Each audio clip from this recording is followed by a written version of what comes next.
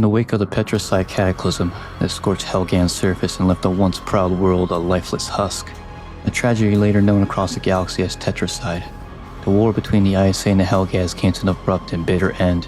The cost had been too high, the destruction too complete. With nowhere left to go, the remnants of the Helghast people, battle-hardened, scarred, and burning with resentment, were granted refuge on their former enemy's homeworld, Vekta. But peace, if it could be called that, was born of necessity, not forgiveness. In a grim compromise, half of Vekta was ceded to the survivors, a scarred swath of territory now renamed New Helghan. It was a colony born not from hope, but of exile, a constant reminder to the Helghast of their lost homeworld, and to the Vektans of a war they believed should have ended with finality. Resentment festered on both sides. Trust was a foreign concept, coexistence a fragile illusion. And so, the wall was built. An immense, heavily fortified barrier that stretched across continents, a towering monument of fear and division. It didn't just separate two people, it embodied the unhealed wound between them. Despite the ceasefire, the conflict never truly ended.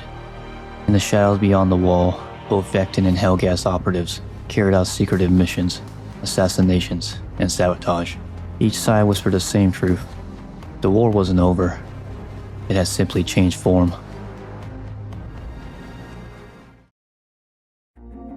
The year is 2370. Tensions simmer beneath the fragile surface of peace. Years after the wall was raised to divide Vekta in half, on one side, gleaming cities and rolling green landscapes.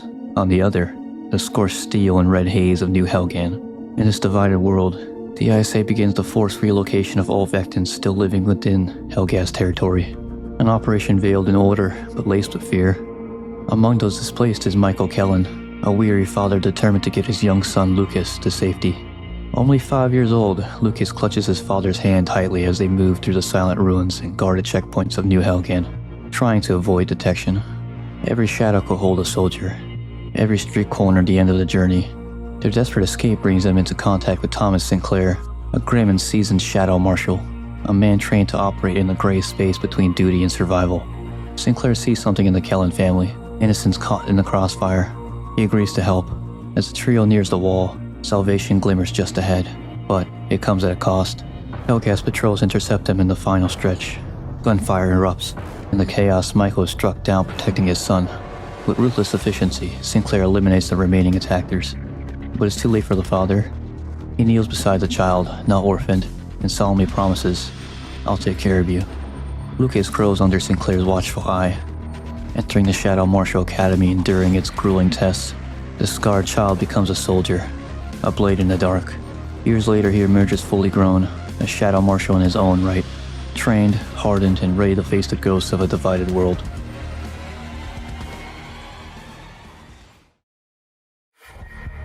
Two decades have passed since Michael Kellen died beneath the shadow of the wall. Now a seasoned Shadow Marshal, Lucas Kellen walks willingly into the Lion's Den. His mission, to gather intelligence from deep within the Helghast territory. Under heavy guard, he marched across the wall as part of his tense prisoner exchange. In return for Kellen, the VSA hands over the Helghast operative, known only as Echo. He goes to war with unknown motives, but the exchange is only the beginning. Upon his return, Kellen receives a new directive from his longtime mentor, Thomas Sinclair. Infiltrate New Helghan once more. The intelligence retrieved has uncovered whispers of a classified project, one that could tilt the fragile balance between the two people. His mission? Retrieve the rest of the data and escape undetected. Kellen moves like a shadow through the hostile streets and lockdown sectors. Against overwhelming odds, he uncovers the full breadth of the secret. A biotech weapon, buried beneath layers of encrypted files. With the data secured, he makes a daring escape under fire, narrowly crossing back over the wall. The intel points to the ISC Cassandra, a top-secret research vessel orbiting dangerously close to a nearby sun. At its heart is Dr. Hilary Massar, a brilliant and morally ambiguous scientist tied to the weapon's development. Sinclair orders Kellen to erase every trace of the project by sending Cassandra into the sun itself. Once aboard the doomed vessel, Kellen pushes through the automated defenses and abandoned corridors. But he is not alone. Echo, free and operating on her own agenda, is already on board. She escapes again, this time with Massar in tow, leaving Kellen to finish what he came to do. As the Cassandra begins his terminal descent into the star, Kellen races against time. He escapes just before the vessel is consumed by fire, the last vestige of his terrible secret vanishing in light.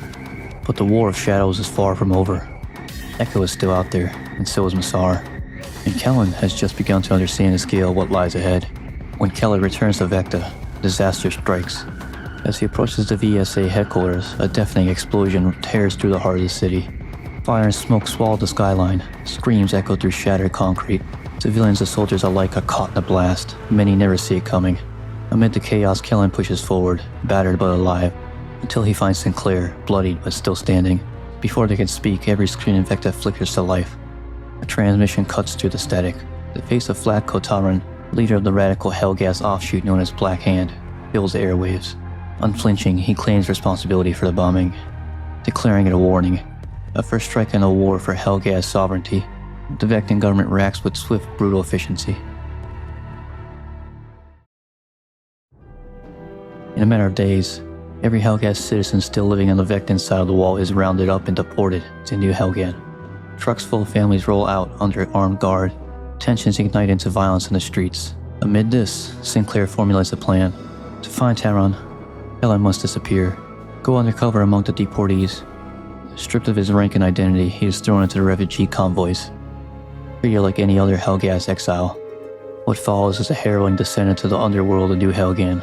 Slums, smuggler tunnels, and whispered names behind locked doors. Eventually, Kellen's hunt leads him to Taron himself. But what he learns is worse than anyone expected. Taron is merely a pawn, a puppet dancing on strings held by Jorhan Stahl, the infamous weapon industrialist who somehow survived the end of the last war. Hidden in the shadows, Stahl had been quietly repurposing Massar's stolen biotech weapon, altering it to target Vektans exclusively, a weapon of genocide, refined and personalized. Before Kellen can warn anyone, he is captured. Surrounded by Black Hand loyalists and outnumbered, Kellen is thrown to the very nightmare he has sought to prevent. Alone, compromised and at the mercy of enemies who believe their vengeance is righteous. In the cold confines of this cell, Lucas waits, beaten, disarmed, and betrayed. The dim light flickers overhead, the sounds broken only by distant voices and the occasional sound of boots on steel. Then the door slides open. Echo steps through, calm and unreadable. But there's something behind her eyes, something different from their last encounter. Kellen wastes no time, he tells her everything. Stahl has the weapon. He modified it to target not only Vektans, but also half-breeds, those with mixed Helghast heritage, people like Echo. She listens, and the mask begins to slip. Her silence is not indifference, it's anger. Not at Kellen, but at her mother, Lady Hera Visari, the figurehead of New Helghan, now revealed to be Echo's own blood. Echo speaks with a quiet fury, disillusioned that Visari had aligned herself with such a fanatic like Stahl, and is willing to purge their people into another war. Without another word, she disables the cell locks and guides Kellen to freedom. Together they cross over the wall, avoiding patrols and surveillance until they reach Vektan soil. Kellen pleads with Sinclair, begging him to see the truth. Stahl's weapon, Visari's complicity, Echo's help, but Sinclair's expression hardens into stone. He sees only betrayal. You're siding with her? He growls, eyes burning with disbelief. Instead of standing down, Sinclair reveals that Dr. Hilary Massar had been tracked to an enormous mining spire orbiting the ruins of Helghan. She may still hold the key to stopping the weapon. Sinclair gives Kellen one final chance to prove his loyalty. Bring back the doctor.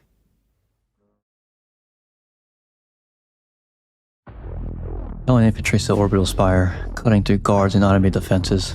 The facility looms like a monument to a dying world, suspended over Helghan's irradiated surface. Deep inside, he finds Massar, frantic and shaken. She confirms his worst fear. The weapon is no longer in her hands.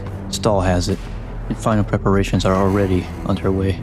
Before Kellen can extract her, Echo arrives, her pistol already raised. Without hesitation, she pulls the trigger. Massar collapses in a pool of blood. Kellen stares, stunned and betrayed, but Echo only says she would have finished what she had started. The calm crackles, Sinclair's voice cuts through, cold and final. You're done, Kellen. Now marked as a traitor by the VSA, hunted by the very force he had once served, Kellen has only one path left. Join Echo. The two unlikely allies descend to the ravaged surface of Helghan, united by purpose, if not trust. Above them, Stahl's weapon nears completion. Below them, an entire world burns in the memories of past wars. The scorched winds of Helghan whip across the barren waste as Kellen and Echo descend onto the broken world. Once a home, now a graveyard, its skies dimmed by ash, its ground cracked by the petrocite poisoning.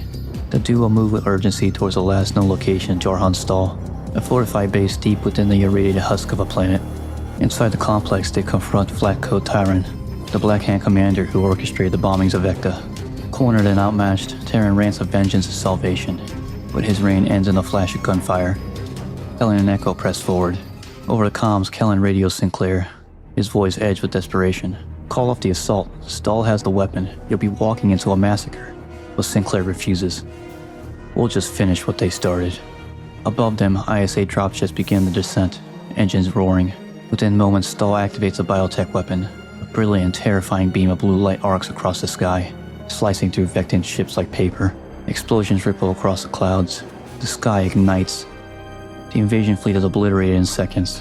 The blast throws Echo and Kellen apart in the chaos. Alone now, battered and limping, Kellen pushes deeper into the heart of the base, where he finds Dorhan Stahl, at last, no longer the towering industrious of old. Stahl is a withered relic, suspended in a life support rig of tubes and machinery, kept alive only by spite and petricide-choked breath. With a sneer, Stahl proclaims his gospel.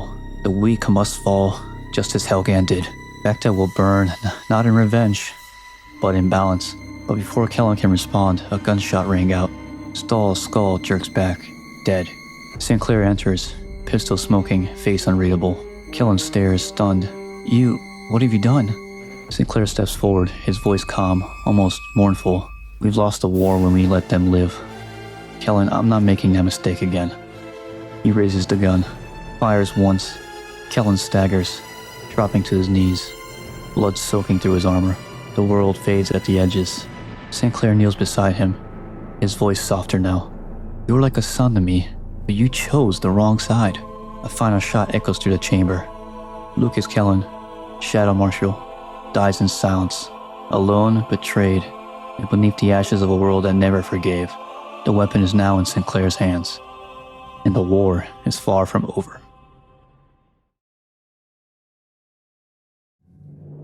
Over the capital city of Vekta, now tense and militarized. Patrol drones hum overhead. Propaganda banners flutter in the wind. Unity through strength. At the heart of the city, a grand platform has been erected before a sea of citizens and soldiers. Floodlights blaze as Thomas Sinclair, now head of the VSA, steps forward to address the crowd. He speaks with authority, fire in his voice. The Helghast threat must be eliminated. Root and stem, no more walls, no more borders, only victory. But somewhere above, hidden in the shadow of a clock tower overlooking the square, a lone figure moves like smoke through the dark. Wearing stealth gear and moving with purpose, she assembles a sniper rifle with practiced hands. Through the scope she sees Sinclair, standing tall, surrounded by flags and armed guards, the architect of a coming genocide. She breathes slowly, her finger hovers over the trigger. Her voice, quiet and resolute, breaks the silence. For Kellen. A single shot cracks through the night.